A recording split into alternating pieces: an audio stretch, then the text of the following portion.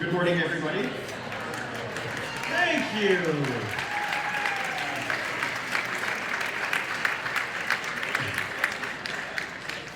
Thank you, Canadian consulate friends. I appreciate that very much. The irony of all of this was that David Plum was forcing me to move to the back of the room, and he was the one I was waiting for. So, David, thank you. It's all your fault. All right, good morning, everybody, and welcome. It's wonderful to see all of you here, and I'm even more glad that you chose to start your week with us.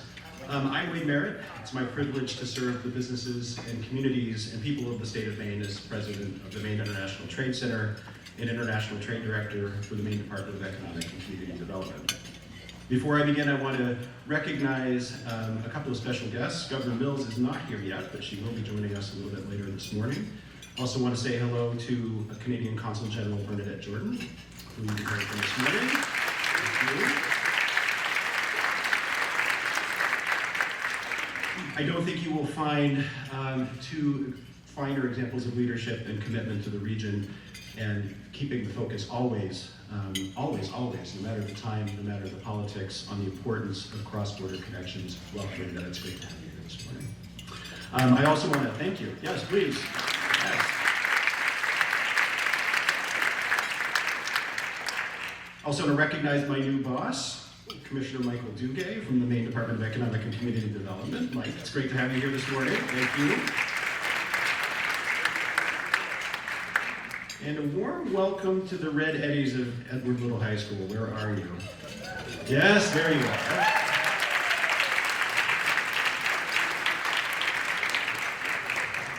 We have a group led by the inimitable Aaron Towns, of a group of students from Edward Little who participated in a multidisciplinary course this past year, which included summer fieldwork in Iceland where they studied volcanoes. And they're very excited to be here today, so welcome, and it's wonderful to have you today. Thank you. Thanks for being here. And finally, a thank you to Ellison, David, and all of you here from the World Affairs Council, past and present, for this continuing partnership. This is one that goes back about 30 years. I was telling somebody this morning, I remember being in this room in 1998, watching Governor King take a call during the height of the ice storm from David Flanagan of Central Maine Power Company talking about the power outages. That's how far back this goes. And honestly, that's how far back I go too, which is a little bit scary. We appreciate the World Affairs Council's partnership and your commitment to our shared mission of bringing a global perspective to this wonderful place that we call home. So thank you to the World Affairs Council for being here. Yes.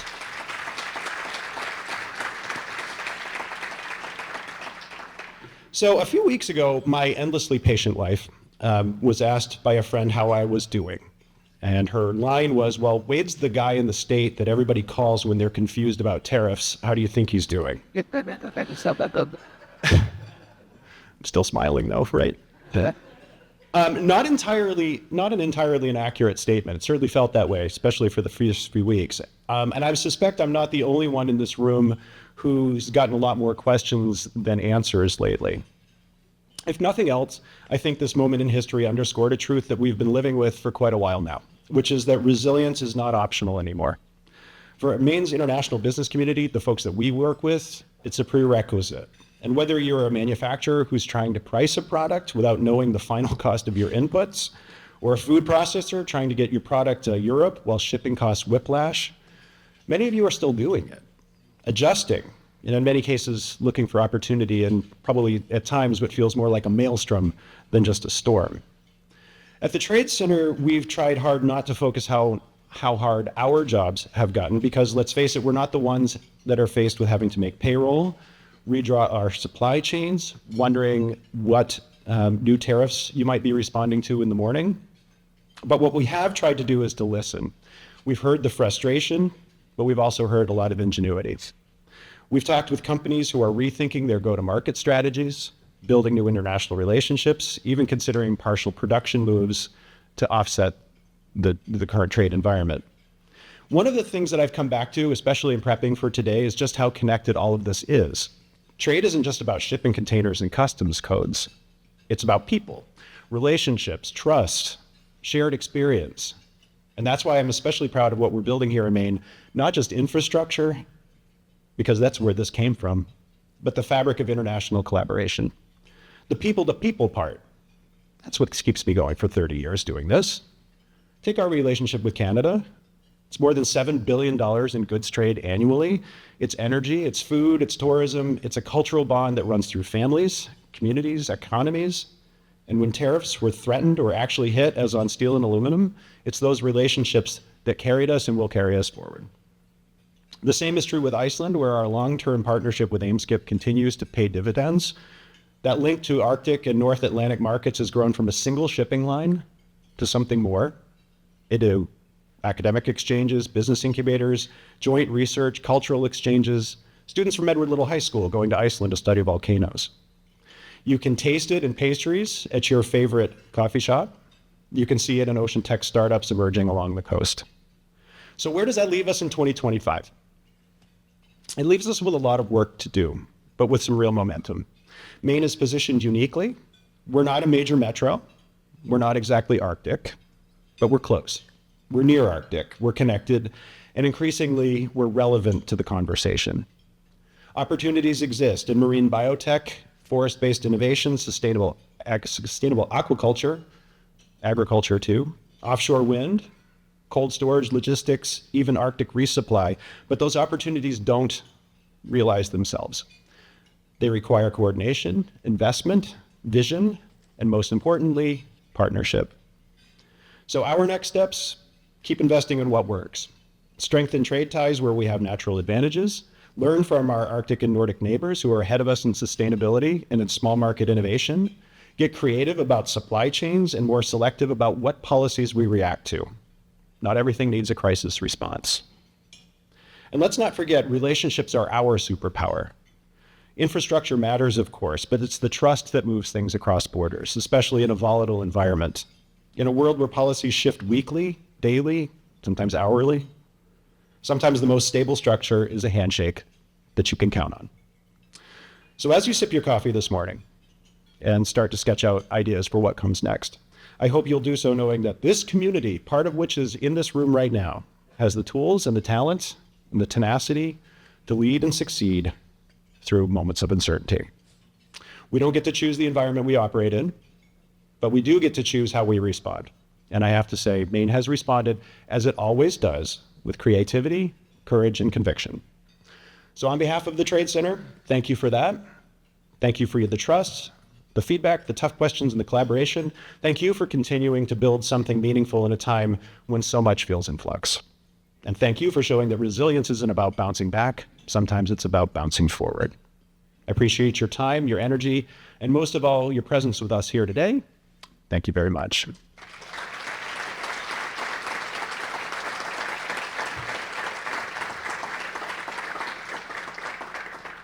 And I'm looking at my friends from the World Affairs Council because with that, I am pleased to introduce Tracy Meager from the University of Southern Maine. Boy, we had it together this morning, didn't we? Tracy Meager from USM was going to take us through the pit. Yes, sir.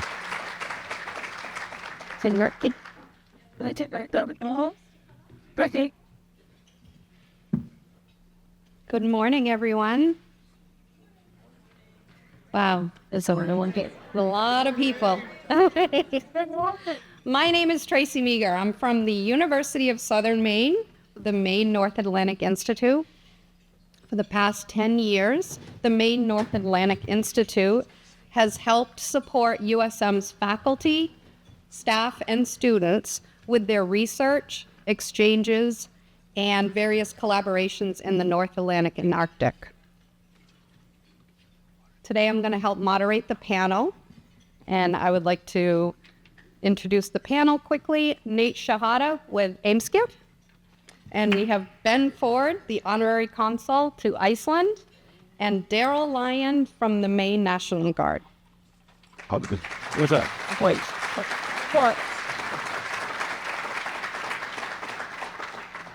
We hope to have a few minutes for your questions after the panel discussion, and there should be pens and cards coming out soon. So if you want to write your questions down, we'll collect them and ask those towards the end. Before we ask our first questions, I'm going to ask the panelists to introduce themselves and talk a little bit about their work in the Arctic and North Atlantic. All right, great. I guess that's me. That's you. All right. Hi, everybody. I'm Ben Ford. I work for a company called Archipelago. We do law, science, and policy consulting around all kinds of large issues, a lot of waterfront issues, a lot of land use issues. The unique thing about me, I guess, is I also serve as the honorary consul for the nation of Iceland, which sounds like a really cool position, and it is. It's a really great thing to do. But my primary duty in that role is to provide travel documents to Icelandic babies. One of the things Iceland does really well is produce some cute babies. And sometimes when they're born here in the United States, they need to get back to Iceland, and it's my honor to grant them passports. So that's kind of a fun thing. But we're and the other cool thing about Archipelago is that we're built on a Nordic model. We don't really call ourselves a law firm, even though we have a lot of lawyers there. But the work that we do transcends law and digs into policy and scientific issues as well, just like they do in other countries like Denmark, Sweden, and Norway. Right. Hi, everyone. Nate Shahada. I'm with Aimskip. Aimskip is an Icelandic container shipping company. We've been in Portland since 2013, but we've actually been trading across the North Atlantic since the company's founding in 1914. Our first port of call in the United States was actually in 1917 in New York during the in the midst, of World War I as a way to get supplies to the Icelandic nation. And our relationship with the United States has continued to great degrees of success since then. I came on board in Aimskip in 2016, starting off as a customer service rep, handling transatlantic exports from Portland over to Northern Europe. And over the years, I have slowly grown in my role and taken on greater responsibilities. And so now, just 9 years later, I'm the vice president of our liner services division, which oversees our commercial services, such as the entire export division and import divisions, handling the flow of cargo into and out of Portland, Maine, and going to and coming from a variety of destinations across Iceland and Europe and elsewhere. Excellent. Great. So good morning. My name is Lieutenant Colonel retired Daryl Lyon. Guys, thanks a lot. So I'm no longer with the Maine Army National Guard, though they are close to my heart.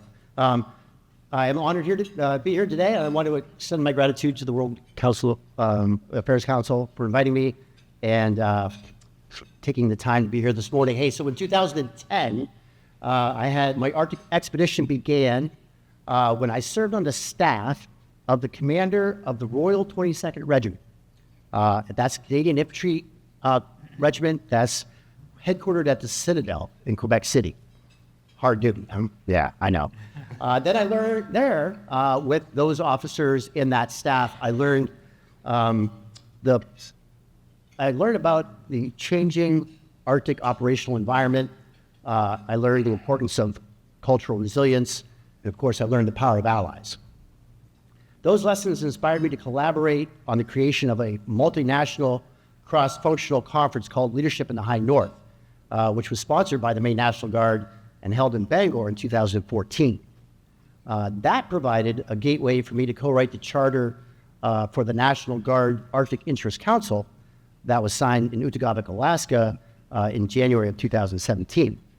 There are many adventures in between those highlights. So when I retired from the Maine National Guard, I decided that I would pursue my interdisciplinary PhD in order to write down all those 15 years of Arctic lessons learned. So the caveat, ladies and gentlemen, is that what I'm about to say are my opinions only. They do not reflect that of Maine National Guard, the Department of Defense, the Wolf Council of Maine, or the Bangor School Department, where I teach. Thank you. It's great. Thank you.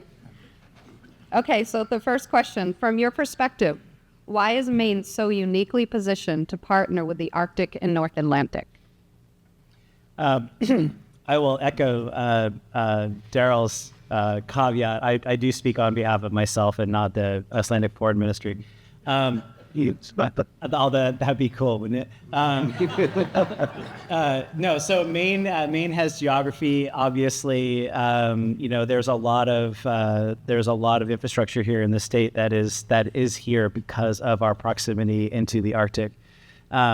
And so that's a given, but we also have a lot of cultural commonalities, and we have a lot of environmental commonalities as well. So we grow many of the same species in our waters that are grown throughout the high North Atlantic: oysters, salmon. We catch some of the same fish that are caught all throughout the North Atlantic. So we are part of a circle that encompasses and stretches from here all the way to Tromsø in Norway. And those of you who haven't been to Tromsø, Tromsø is Portland, the size of Portland, but it's 300 miles north of the Arctic Circle. And you'll feel right at home in Tromsø because it feels exactly like Portland. Yeah. Thank you. Going off what Ben had said, geographically, absolutely. Our position as the easternmost ports in the United States, the fact that we have 3 different ports that can handle a variety of different cargo types, anywhere from heavy lifts to bulk, through Searsport and Eastport, and then closer to my heart and probably many of us in this room here in Portland, the commercial container terminal, which once used to be a derelict ferry terminal that, with cooperation from AIMSCIP, the city, the state, and the federal government, has changed it from what it once was to this burgeoning commercial hub in Portland, Maine, which has managed to capture quite a sizable chunk of the New England market for commercial trade.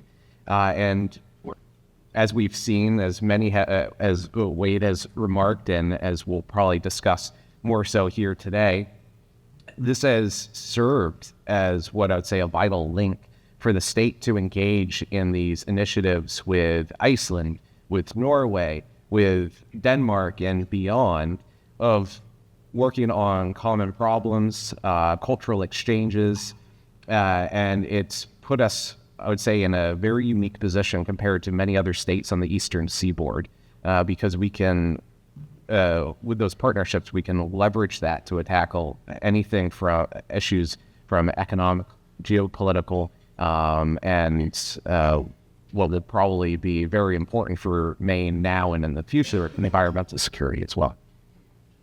Excellent. So from a national security perspective, Maine is very much on the front line of what we call an evolving threat picture. That threat picture includes climate change, a proximity to nuclear-capable forces, both surface and subsurface, and contested air and space domains. At one time, Maine was very robust in its capability to offset those strategic concerns.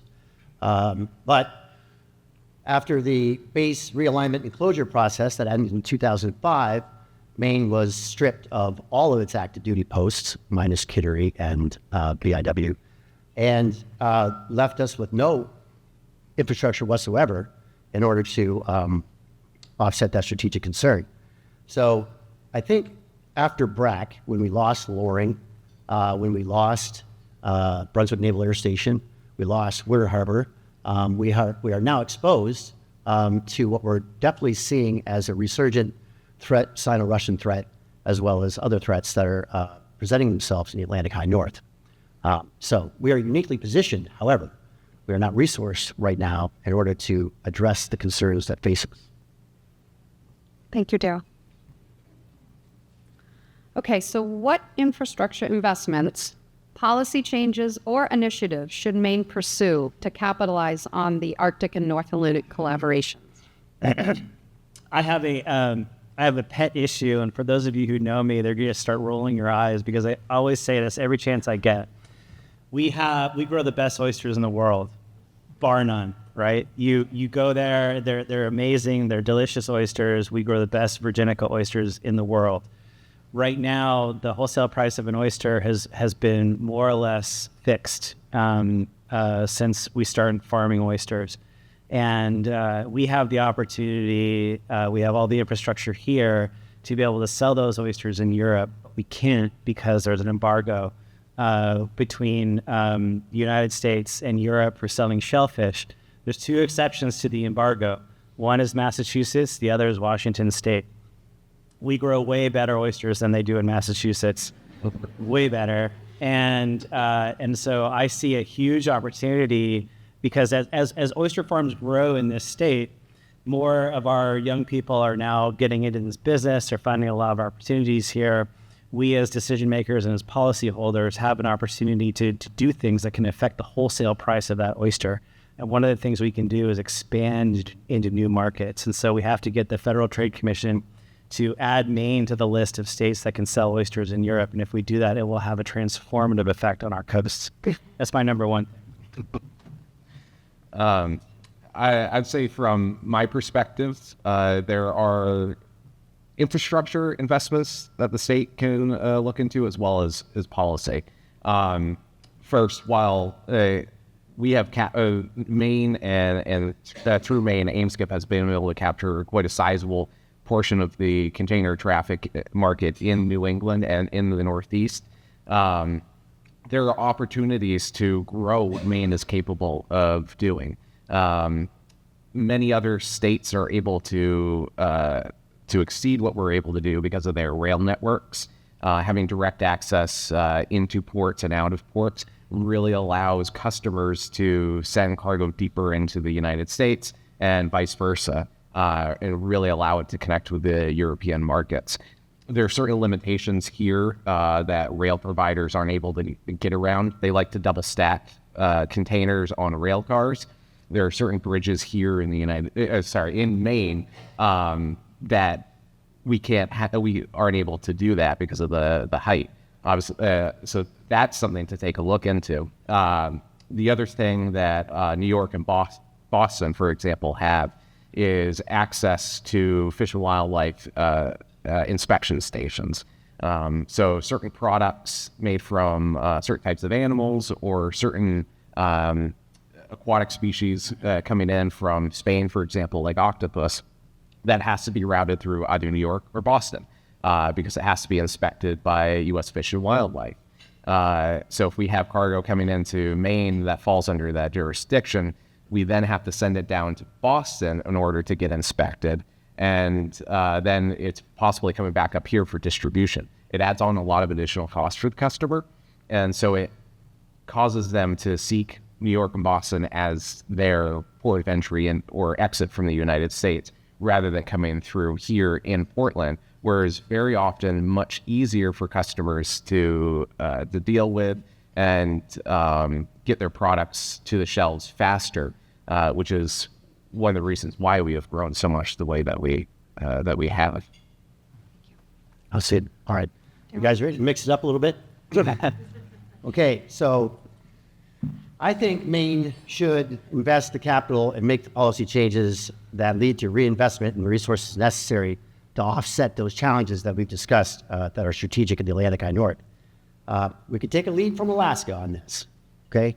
On April 14th, Senator Sullivan from Alaska has made a conversation with the Indo-PACOM commander about reopening the Adak Naval Air Station. So Adak is at the end of the Aleutian Island chain. It is actually the westernmost part of the United States. It exceeds Alaska, or it exceeds Hawaii. Adak, as you can imagine, is a pretty desolate space. But when I came to Maine, that's the original reason I came to Maine, was I was stationed in Winter Harbor, Maine, which was a cryptologic post that did the same thing that Adak did. So we were sister stations. Like, you could go from Winter Harbor, Maine, and then travel all the way to Adak, and then that's your next duty station, right?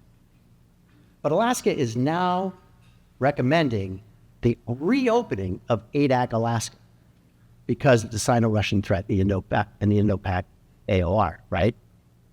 But no one is talking about reopening any bases in Maine. So if we have the same threat picture that they have in the Indo-Pacific, in the Atlantic High North. Why aren't we talking about reopening Brunswick? Why aren't we talking about reopening Loring, which is a super base? It was built to handle B-52 bombers and has a lot of infrastructure still existing. So if we're going to make an investment, we might take a tip from our Alaska partners who own the strategy. The current U.S. Arctic strategy is Alaska-centric. If you read it, it's all about Alaska. It doesn't talk about any place else, including Maine. So we need to get a hold of that narrative and make sure that people understand that the Arctic isn't just about Alaska. And now with the ascension of Finland and Sweden to NATO, there's a big switch to the European Arctic. So we talk about Alaska, we talk about Europe, and we miss everything in the middle. And that's the strategic blind spot and the topic of my dissertation, that because we're sitting in that blind spot, and now maybe somebody has brought some attention to that blind spot, and everybody's wondering all about Greenland, when all they got to do is come to Maine and we'll tell them all about it, because we've been there, we've got students there, or Iceland. So I think we really need to address that strategic blind spot, and we can do it with infrastructure, and we can certainly do it with the continued diplomacy that we have with Iceland, Greenland, and our Canadian partners. Don't forget, the Maritimes sit on this side of the world. Halifax is a major production site for vessels. Their largest infantry training area is in New Brunswick. So our Canadian partners are very, very important on that consideration as well. And I'll end with this. The world needs more Canadians.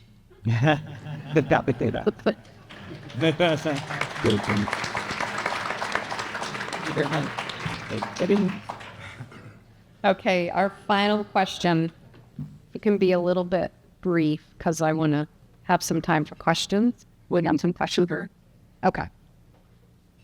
All right, so our third question. How can Maine businesses position themselves to benefit from the growing Arctic and North Atlantic opportunities? Don't Google it. Go there. Get on an airplane. It takes you less time to fly to Reykjavik than it does to California.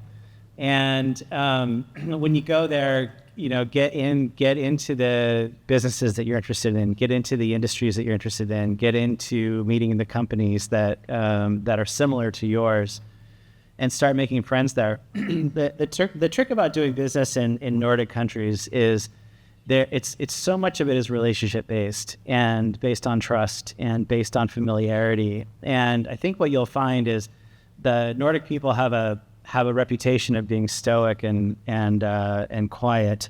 The old joke is, a Norwegian introvert talks to you while looking at their shoes, and Norwegian extrovert talks to you while looking at your shoes. But the reality is that they're very warm and friendly people, and they love business opportunities. And so get on a plane, go to an event that's sponsored by the Trade Center, and get out there and go check it out. So Yeah. I think now for Mainers especially, it is easier than ever to engage in the global markets, business-wise, trade-wise. Not only because we have a container terminal here in Portland that you're able to send goods and get goods in, but because we are starting to have these relationships with the other markets as well. It's easier to market oneself on social media. It's easier to go to trade shows. It's going to be trade shows for everything now, to be able to find a market. As Ben had said, go to these countries, find the market. It is for the same cost of sending something down from Maine to New York, for example. You could potentially send it from Maine to Iceland, or you could send it to Maine to Netherlands, really stretching that value of the dollar that we're spending, much like we do in the supermarket every single week. So the opportunities are rife for Maine businesses and for existing and emerging to really be able to get out there and explore the markets that they have access to now and be able to build off of that and find success. Hey, I'm just an old infantry guy. I don't know anything about business. So I'll yield my time You'll to yield those for two. the questions? Okay, thank you.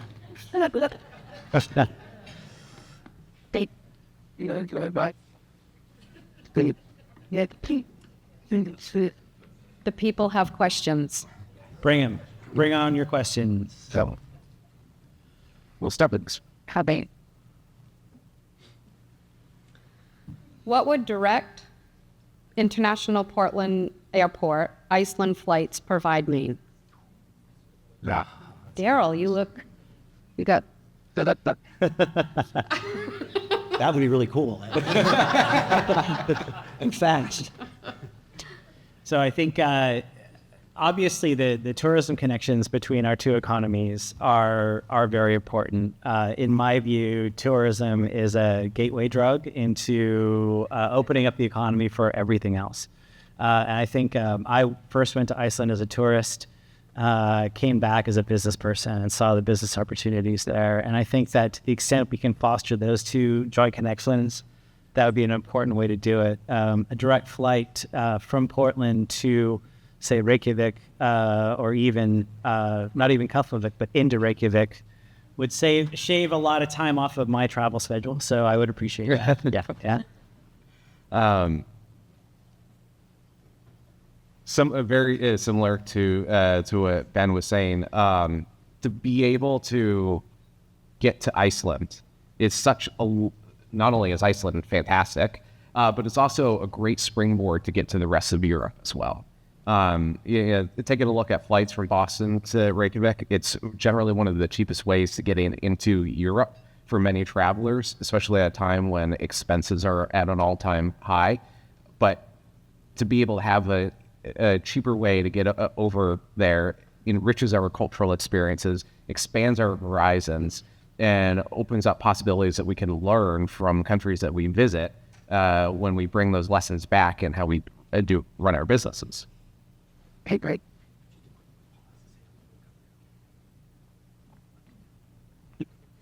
Good. Hey, Gav. Hi, we'd like to say hello to the governor who just arrived.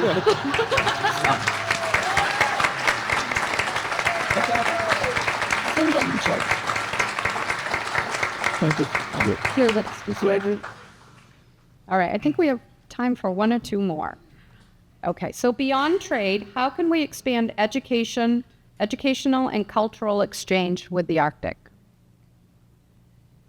Boy, I think your work is doing a good job with that right now, Tracy. And I am so encouraged to meet with young people and students from high school all the way through to graduate programs that are doing their studies in the Arctic, and not only in Reykjavik but also in towns and cities all across the region. So I think it's great. I would love to see more opportunities for folks to study in Nuuk and other parts of Greenland as well. I think that creates just a great bond between our state and the rest of the region. And then I want to see those students come back here and apply what they've learned, and if so inclined, start Maine businesses based on the commonalities that you found between the regions. Yeah, I 100% in agreement there. I think having experiences beyond what we have here in our state, and I grew up in Maine. I'm from Maine, and to see how the state has dynamically changed and been able to adapt to the world, it's miles different than it was in the 90s. We have much more global exposure, and because of that, I think our society is enriched. And by going out to these exchange programs, whether it's at a high school, college level, even business level, we are able to forge connections with other communities and other societies. As Ben said, you take those lessons back with you, and you improve your own community as well. And there's nothing I think that can strengthen us more than having this international experience. Yeah, I think the the other golden thread about what we're talking about now is the indigenous communities of the Atlantic High North. And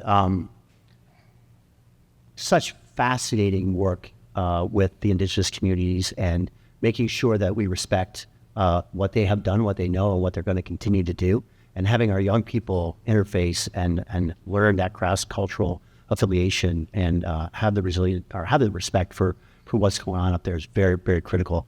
There's a great branch of science coming around now. Should have been there for a long time, but it really talks about, local knowledge and using local knowledge in your science-based efforts. And I really think there's a huge responsibility for all of us to respect the indigenous cultures that we're dealing with. And as we get more and more involved, I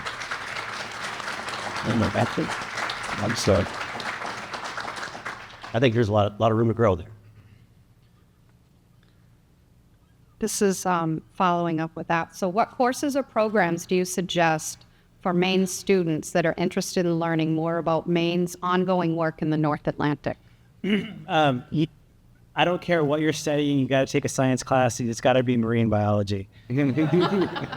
Seriously, if you think you're going to be a lawyer, that's great. Good on you. It's a great profession. You got to know marine biology. You've got to have some science included in that package. If you're a scientist, then you need to take some civics courses and understand how the law works and how judges make decisions and things like that. So my best advice to any student is study across disciplines. The Edward Little students that are here right now, it was so cool to learn that you're learning a multidisciplinary studies. So you're not just learning about how volcanoes work, but hopefully like all of the other social implications for how science and how that type of stuff impacts real people. So study across a broad spectrum of subjects. So I would like to say I'm an example of this. I started my college career in marine biology, and then I wound up in international affairs and global policy through my graduate program. But because of that cross-disciplinary education, I have taken what was, I thought, going to be a career in diplomacy with the State Department, and I've managed to take those lessons to dealing with people from different cultures and analyzing facets of business and apply that, or facets of diplomacy rather, and apply that to business and use it in my daily life at AIMSCO. Whether I realize it or not, having that varied educational background has been able to enrich what I do in my day-to-day. Yeah, I would go along with Ben on this one. If you're going to talk about this topic, you've got to learn about climate change, and you've got to learn the hard science of climate change. Some classes you'll take are kind of loose, and they show you videos, and it's not the hard science. But at the University of Maine, there is a certificate that you can get in the hard sciences about climate change. You learn about the carbon cycle. You learn about the cycles of the ocean. You learn about the weather patterns. You learn about all of those things that have added up to years and years and years of research that proves that climate change exists. But if you get into the conversation with the wrong person and you don't have that science to back you up, it's going to be a very abrupt conversation. So please lean into it. Lean into the hard science. And you'll find that there are scientists out there who have been studying this for a long time and have proven that there are things changing in that operational environment that need to be addressed. Thank you. Well, unfortunately, we are out of time for the panel, but I want to thank everybody here. And there's so many more questions, so find them after and ask them directly. Talk face to face. So thank you. Sure.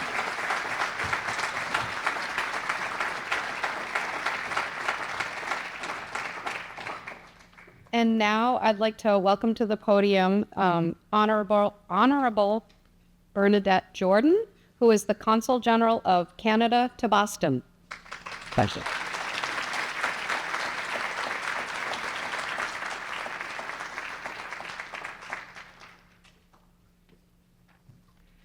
Well, good morning, everyone. And it is great to be back in Maine.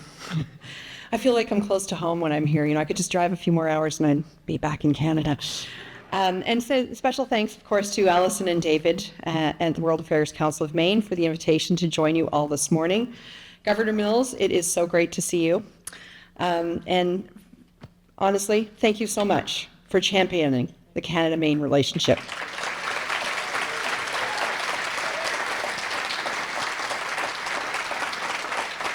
We deeply, deeply appreciate your steadfast friendship, and keep going. And congratulations to everyone on the panel this morning. That was very informative. I really enjoyed it. Under the leadership, notably of Senator Angus King, who co-chairs the Congressional Arctic Caucus, Maine's wealth of knowledge and connections to the North Atlantic and the Arctic are an essential part of this continental conversation. That expertise was fully on display with this very insightful panel. For Canada, the Arctic is an area where collaboration and partnership with our U.S. allies is essential to the maintenance of the secure, strong, and well-defended North American homeland. Canada is an Arctic nation. Trends that are reshaping the geopolitical environment have outsized impacts on our security and our sovereignty there. Our Arctic is now warming 4 times the global average, making a vast and sensitive region more accessible to foreign actors who have growing capabilities and regional military ambitions. By 2050, the Arctic Ocean could become the most efficient shipping route between Europe and East Asia. Canada's Northwest Passage and the broader Arctic region are already more accessible, and competitors are not waiting to take advantage, seeking access, transportation routes, natural resources, critical minerals, and energy sources through more frequent and regular presence and activity. They're exploring Arctic waters and the seafloor, probing our infrastructure and collecting intelligence. These activities highlight why Canada is making significant investments in our Arctic and our continental defenses. This is why we need to be stronger together. Canada will continue to assert its sovereignty, including commitments to manage Arctic boundaries through a rules-based approach, to explore opportunities, to deepen security dialogue amongst all like-minded states in the Arctic, and to strengthen research security.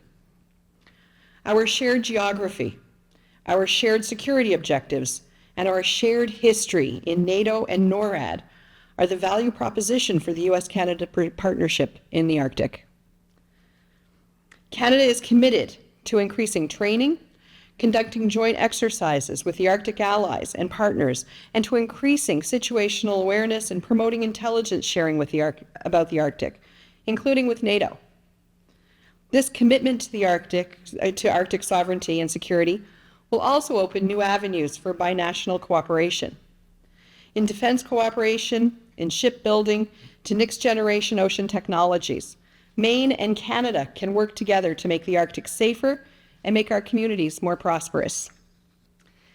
I was fortunate enough a few years ago to be in the Arctic. I went to Nunavik, which is in the north, in Canadian North, and it would take 2 days to get there from Portland, just so you know.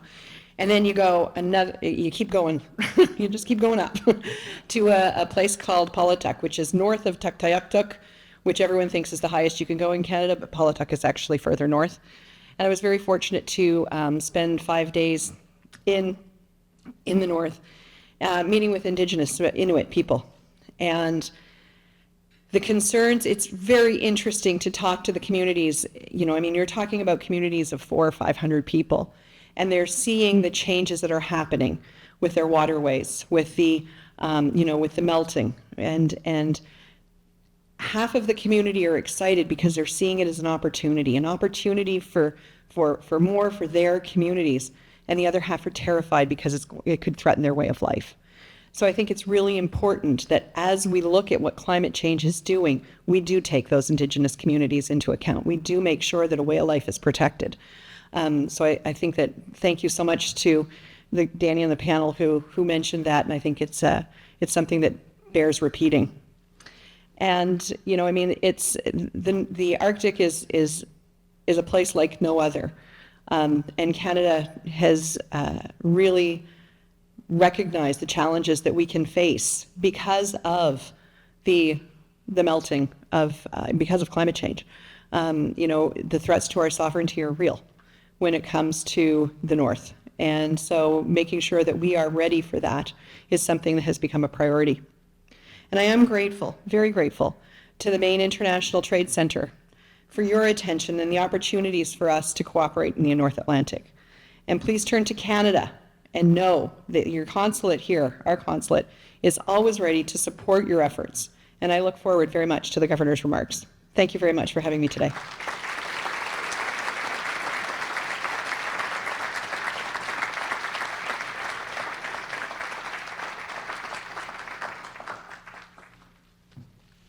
Wonderful. Okay. Thank you, Consul General. It's so nice to have you here. Thank you so much. My name's David Plum. I'm president of the World Affairs Council of Maine. This is always one of my favorite events that we do each year. Wade alluded to it going way back. Indeed, it started in 1997. And every single governor of Maine since then has participated. Everyone. We are particularly grateful to Governor Janet Mills, who has made this a priority now for a 4th year. Thank you very much, Governor Mills, for that. Last year, we spoke about the global connections of Maine's workforce and firms. In years prior, we've spoken about food insecurity. We've talked about Maine's climate diplomacy and leadership. And today, we're talking about the Arctic and the North Atlantic. I look forward to your remarks, Governor Mills.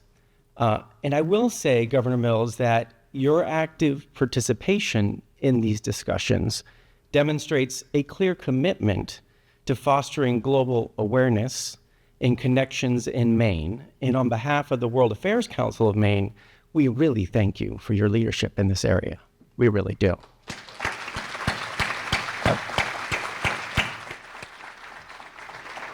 So we'll have a little bit of time after the governor's remarks for some questions. So you saw how we did that with the index cards. So we'll be making sure there's some more index cards around on the tables. Write your questions on those. We'll make sure we'll have a little time after the governor's remarks for that. Now, without further delay, Governor Mills, let me turn the podium over to you, and thank you again for coming.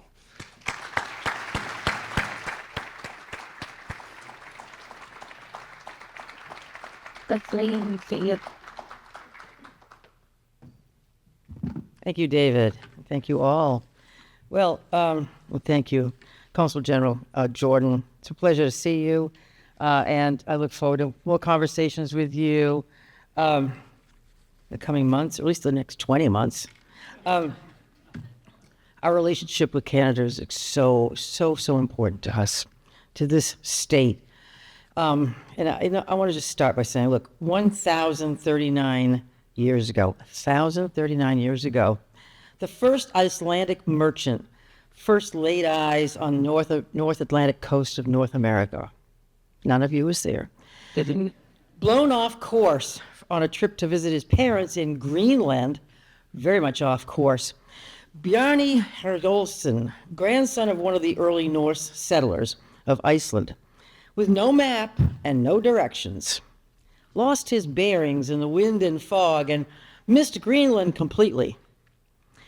He still pushed west for several days until the fog lifted, and he set sight on a different coastline, one that was thickly wooded and laden with rolling hills. But intent on finding his parents back in Greenland, Herjolfsson ignored the interesting new landmass he had sighted and found safe harbor days later in his father's new land, Greenland. Some years later, a young adventurer named Leif Erikson learned of the story and sought out Herjolfsson and bought his boat and set out to find those strange lands that Herjolfsson had seen only from a distance. Looking for timber, Erikson eventually made land and established a settlement in Newfoundland, Canada. Today, a millennium later, we are renewing our deep commitment to the lands, cities, and people of the North Atlantic region including some of those in this room, whose love of the ocean we share, of the air we breathe, of the climate we are prepared to defend. And that partnership is unparalleled. Maine and the Arctic nations, separated by all that wind and fog so many years ago, are now connected by something more than a few intrepid sailors. What happens in the Arctic overall affects our little state, and the actions of our little state affect the Arctic. So this morning I want to talk, among other things, about our trade partnerships with nations in the Arctic Circle, and to reaffirm Maine's commitment to those relationships, starting with Canada. And I was pleased to recognize Consul General Jordan from Boston. Maine deeply values our relationship with Canada and our longtime partnership. I'm grateful that you're here, and we want to make sure that our historic friendship and deeply intertwined economies will last for generations to come. Canada is our closest and most important trading partner. We share a 611-mile border. And last year alone, we traded more than $6 billion worth of goods and materials between our countries. Nearly $5 billion of that came from Canada into Maine. So you're really important to us. And in many communities in Maine, you'll find completely intertwined families and businesses, Canadians and Maine natives, working together, having cousins in with feet in each country, and the history goes back generations and generations. Right now, the uncertainty around the president's roller coaster tariffs is making Maine businesses with close ties to Canada question their future. The tariffs and the rhetoric from the president are also making our Canadian neighbors feel unwelcome in the United States and hesitant even about visiting the state of Maine. We want to reverse that. While we can't fix this economic uncertainty coming from the nation's capital, we can convey to our neighbors that they are welcome here and that we value their presence in our state. It's the least we can do. And to that end, we've been placing signs all along the border, 13 border crossings with Canada and near popular destinations to welcome Canadian travelers. The first sign was placed in Old Orchard Beach. And I think we have every one of the 13 border crossings now, basically saying, Bienvenue aux Canadiens, welcome Canadians, our friends, nos amis, toujours. And we're also making those signs available. I think we have some here, I hope. We ran out. We're making more as we speak. They're very popular among businesses. I hope they're not going up in college dorm rooms or something, but signs to put in business windows, motels, hotels, restaurants, corner stores, just welcoming Canadian travelers. Look, it's the least we can do. We're making those signs available. We'll be making more available, free of charge, to Maine businesses to put in their windows. And a week from today, Governor Maura Healey and I have been working on organizing a conference in Boston, along with fellow Northeastern governors from Maine to New York. And we'll be meeting with Atlantic Province premiers in Boston to discuss this very issue. We organized this summit to reaffirm the strong cross-border relationship between our region and the Atlantic provinces. In these times of economic uncertainty, it's more important than ever before to strengthen the bonds that Maine and the New England states have always forged with our Arctic counterparts on both sides of the Atlantic. In Iceland, in addition to Canada, we're also proud to have fostered a close relationship with Iceland. The oldest shipping company in Iceland, Eimskip, thank you for being here, recognizes the commercial advantages of Maine's deep ports and our location near both the Arctic and the population centers of Boston and New York. I like to say Maine sticks out in the Northeast like a hitchhiker's thumb pointing to Europe. But Iceland first. They They've helped us transform an old facility on the Portland waterfront into a bustling port, linking our state to worldwide markets. And businesses are taking advantage of those new routes. Faroe Islands-based Hidden Fjord now ships fresh salmon across the Northeast from right here in Portland, for instance. And our fisheries and marine industries have also learned from Iceland how to meet challenges from climate change. Iceland's Ocean Cluster House, for instance, brings together diverse fishery and marine transportation industries to create new products, services, and companies, creating more sustainable and more profitable fisheries and marine enterprises.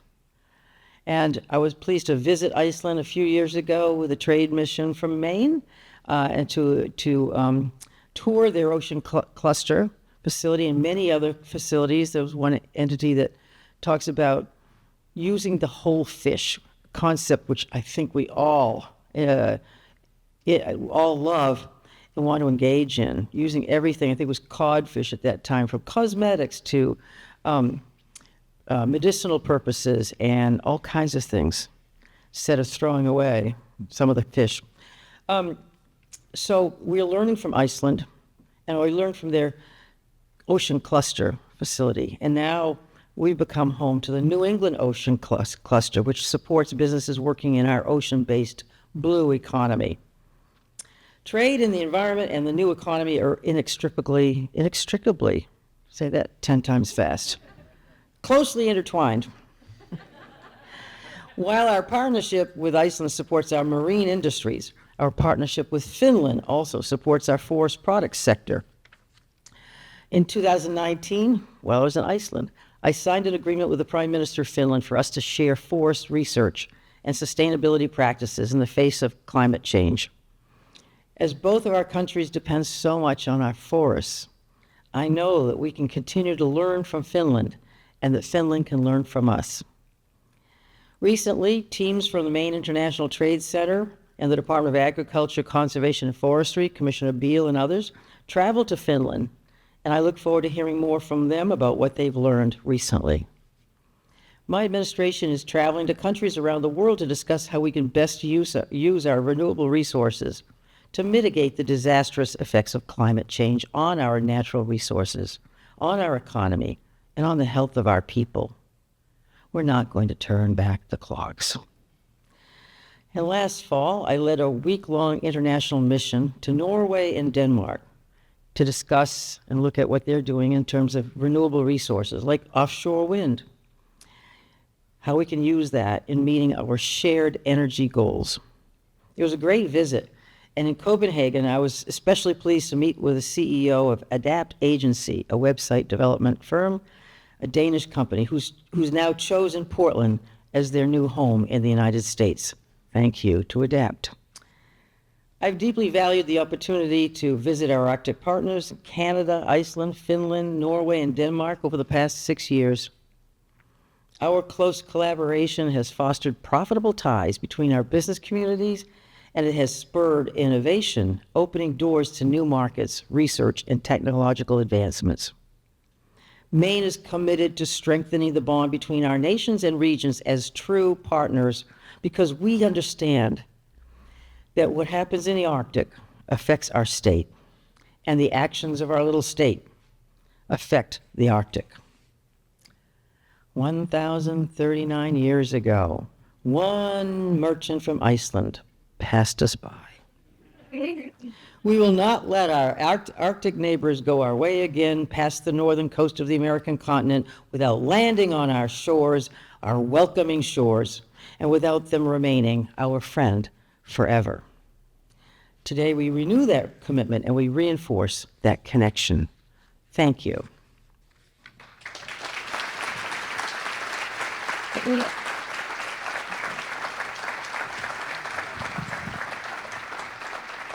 Thank you, Governor. Thank you so much. We've offered up the possibility of doing some questions, and Allison's going to be handing me some cards. If we can just stay up here, the two of us, and work through them, if you don't mind. Oh, thank you. Great. So I'll read off some questions, and then let's figure out how to, if they're answerable. or I'll punt to Wade Or Wade or somebody can help us And I out. want to especially thank and welcome our Commissioner of DECD, Mike Duguay, who's filling Heather Johnson's shoes very ably, and he's doing a great job. And Michelle Lenahan, Deputy Commissioner Devum, who's here as well. If you haven't met them, please engage in conversation with them after this talk. Appreciate it. Great. Okay, the first question we have comes from, and you might have missed this on the way in, but we have a whole crew of folks from Edward Little High School here yes, today. right. So we're very Where excited are they? about that. And they're here, they're at various tables over in the back here. It's a really cool thing, and I'll talk a so little bit excited. about, we had sponsors that allow us to bring all these folks here today. And the first question comes from them, and it says, as we look to the future of Maine's democracy, should the youth look for a candidate for governor that's value these relations or let it slide? What? Would you repeat the question? So, should the youth look for a candidate for governor that values these relations, I guess to the Arctic and the North Atlantic, or let it slide? Let it slide. That's a tough one. Yeah. Don't let it slide. Well, I think you look at all the candidates and candidates for any office, even school board, city council, planning board, legislature, House and Senate, Congress, and the U.S. Senate and governor. And when you get a chance, if you do get a chance, and hopefully you'll be old enough to vote at least by next year, ask any candidate what their views are on the economy in general, how we can improve relations, international relations between Maine and other countries, what we can learn from other countries, not to be isolationist, but to gather input, create friendships and maintain friendships, economic and social friendships, cultural exchanges with other countries, because that's how you learn. Like I said, Finland, for instance, has forest science that we don't yet have, and we have some forest science that they don't yet have. And exchanging those principles and that research and those development ideas is very valuable. I've always focused on diversifying our economy, diversifying forestry, diversifying fisheries, diversifying farming. And that means new products, or newish products, oysters and mussels and whatnot, developing those to a degree we haven't done before. And in farming, using greenhouses and extending our growing season, as they do in some other countries. And forest products, looking at nanocellulose, looking at diverse products we can use from fiber, like insulation products that we're manufacturing in Madison now. That came from Europe. A couple of young people went to Europe and they saw machinery that was making insulation, home and business insulation products from wood fiber. And they brought one of those machines to Maine. I think it's the only place in the country where they actually manufacture really high quality and financially sustainable wood products, wood fiber insulation. So those kinds of ideas come from travel, and they come from exchanging ideas with other countries. And if you get a chance to travel to other countries, Canada and beyond, please do so. It opens your eyes. It really, and it forms friendships and alliances that are unbeatable to understand how other economies work. So whether it's determining what candidate you support, or what principle you support, or what referendum measure you support, just becoming educated in the broad sense of the word, beyond the book learning and the internet access that you have now, is really invaluable. Forming friendships and learning new languages. Thanks, Governor. Thank you for being here, Edward Little. I'm so Yeah, proud. Absolutely. And they're studying Arctic. And they traveled Stuff. to Iceland or Greenland. Sorry. Another question. Oh, go ahead. Okay. In the midst of business and international collaboration growth in the Arctic and North Atlantic, how can we best continue to preserve the environment and ecosystems there? So in addition to trade, how is Maine a partner in the environmental and ecosystem preservation in this region? In this region, well, we are not giving up on offshore wind, even though we're not going to get any help from the federal government, it looks like. but we know that some of these things are important to our sustainability as a Maine economy and as a national economy. We're still looking forward to, there are experiments and new developments going on in Canada that I want to learn more about. Energy, alternative energy, other nations are looking at that and doing that. They're looking at geothermal, they're using geothermal and offshore wind and more solar. And to the extent, to some extent that depends on tax credits and things that happen in Washington. But we're always looking at diversifying our energy resources because those also drive high electricity prices here in Maine and elsewhere, and cost of living. We want to bring the cost of living down and help preserve our planet. We've invested a lot here in Maine in through different resources in heat pumps, for instance. Maine, as you know, has the oldest housing stock in America and one with an aging population, but more than half of our homes are heated by oil. And that's expensive, and it's a roller coaster ride paying for that. So getting people, we set a goal of 100,000, installing 100,000 heat pumps in the first couple of years, and we've readily exceeded that. And we're on to another couple 100,000 heat pumps using monies from RGGI and the Efficiency Maine Trusts and other sources. So things like that, and other nations are looking at that too, using alternative heating sources for cold weather climates, such as they have in the Arctic Circle and Arctic countries.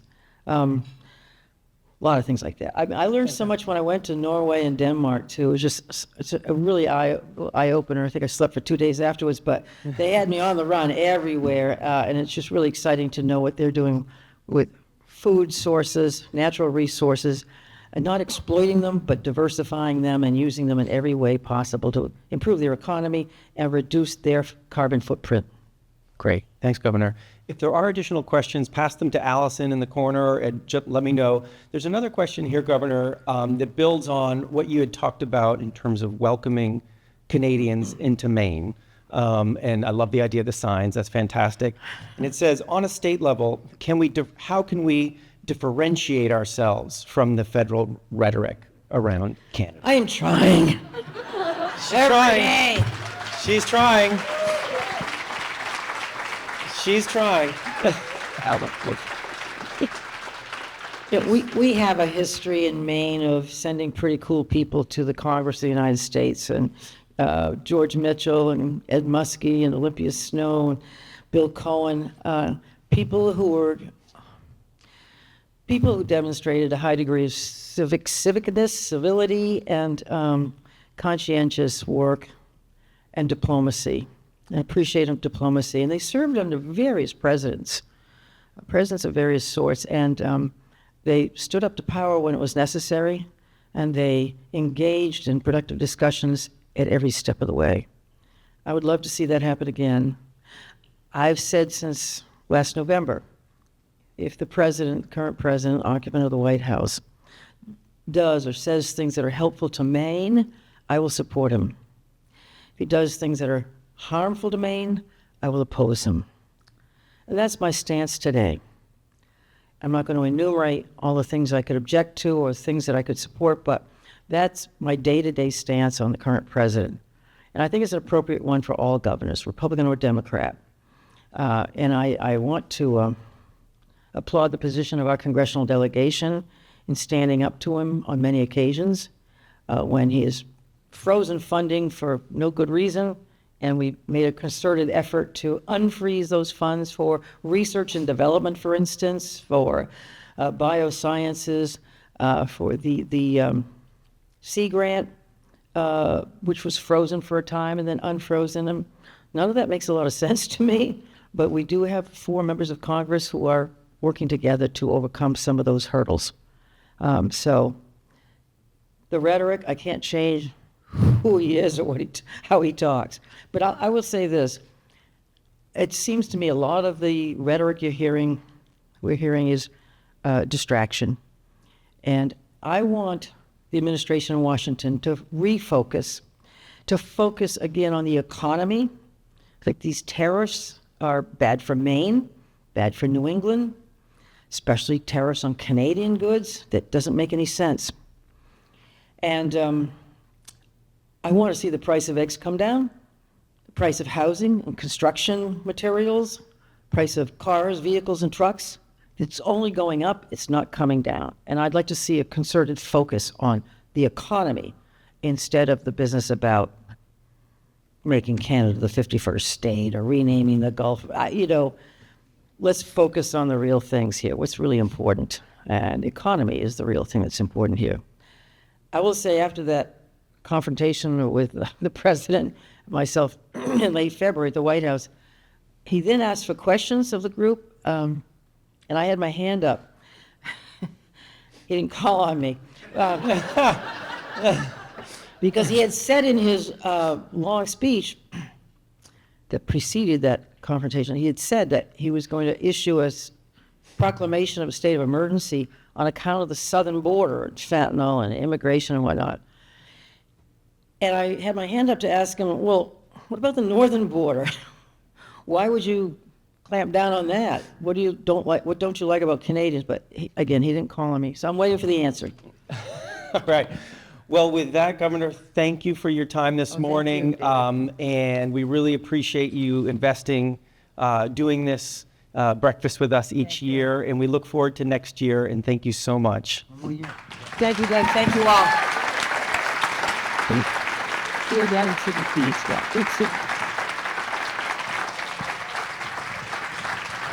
Governor, enjoy your standing ovation.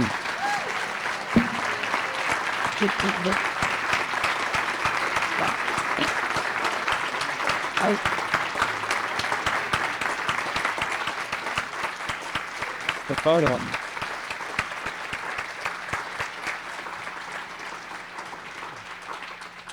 Thank you, Governor. Thank you so much. All right, well, we're finishing up here. I just want to say a few words of thanks for us to close. Again, thanking the Governor, the Consul General, our panelists, Wade, and everyone. It's been, as usual, a very interesting morning. And I leave here always feeling pretty inspired about what's possible. And I think that's one of the nice things about these conversations. The World Affairs Council of Maine has a mission of connecting Maine with the world. We engage and educate people of all ages on complex global issues and the importance of global citizenship. That's what we do, right? And we do that through events such as what we're doing this morning. We engage students, such as our students here from Edward Little High School. And we also host, and many folks don't know this or are learning about this, we host about 100 emerging global leaders and delegations here in Maine. And the Governor, you've met with some of them, and we thank you for that. And some of us have met here. So we're doing public diplomacy through a program called the International Visitors Leadership Program, a really great program run by the State Department. And that brings, 100 plus very interesting emerging leaders from around the world into Maine each year. And we're really proud to lead that program.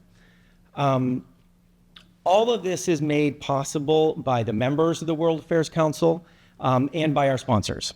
And this morning, I want to do a very special thanks to AIM-SCIP. And thank you, Nate, and your colleague Trygve, for bringing the AIM-SCIP to this conversation and being our what do we call it? Sorry, our breakfast benefactor. So I want to be a big thanks to AIM-SCIP.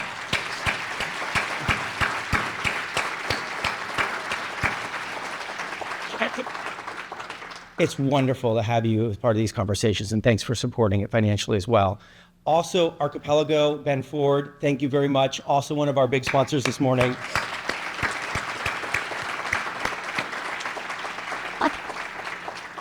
And let me read off a few of our table and ticket sponsors who, among other things, allow us to bring students to these events. So it's really important that these folks step up in the way they do. There's a great law firm out there called Murray, Plum & Murray. Just want to do a shout out to them.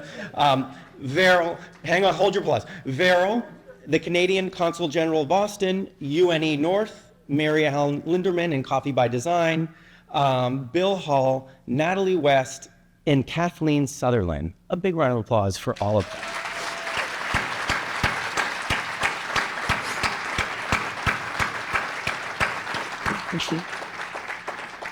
Okay, Last thing from me, and we'll finish up today. In the end, this is all about you investing your time, your interest in globally relevant conversation, right?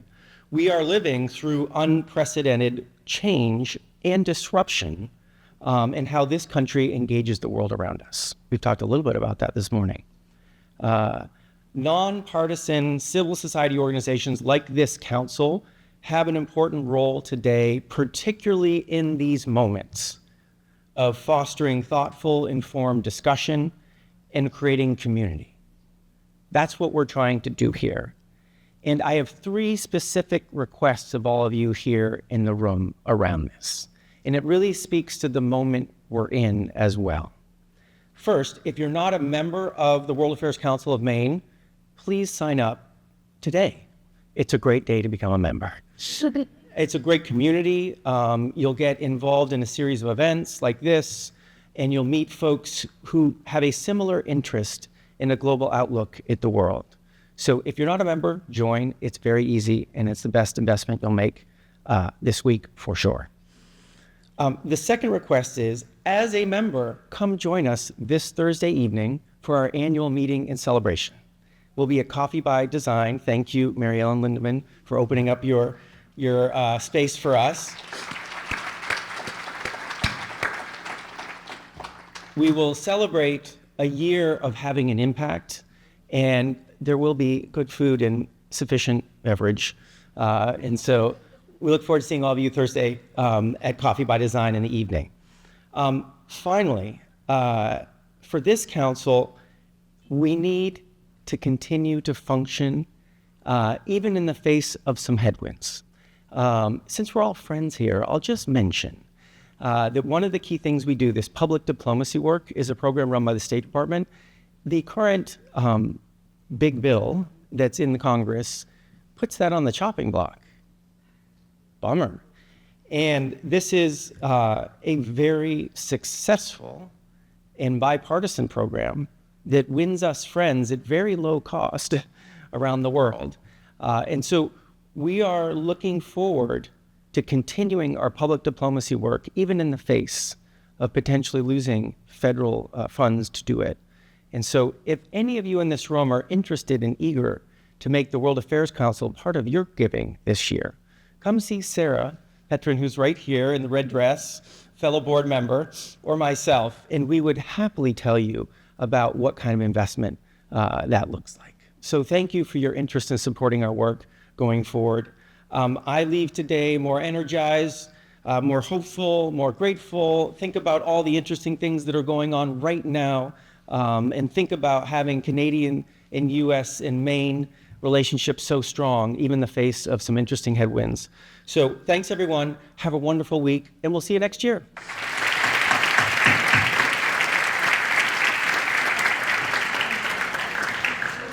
Chatting with you. Save your health.